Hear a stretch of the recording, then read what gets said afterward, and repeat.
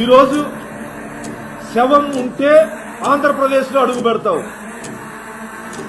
రాష్ట్రంలో ఏం జరిగినా నీకు సంబంధం లేదు, శవం మాత్రమే కావాలి.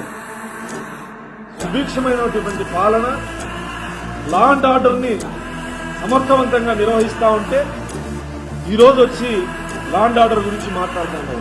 ఇతను గుర్తున్నాడా? జగన్మోహన్ రెడ్డి నీ కడప జిల్లా డాక్టర్ అచ్చెన్న పశువర్ధక శాఖ జేడీగా విధులు నిర్వహిస్తా ఉంటే నీ పార్టీకి సంబంధించిన కొంతమంది ఉద్యోగులు కిడ్నాప్ చేసి అతి కిరాతకంగా చిత్రహింసలు పెట్టి చంపి డెడ్ బాడీని కూడా కుటుంబానికి ఇవ్వలేదు. పోస్ట్ మార్టం చేసి మాంసపు ముద్దల్ని ఆ కుటుంబానికి ఇచ్చారు.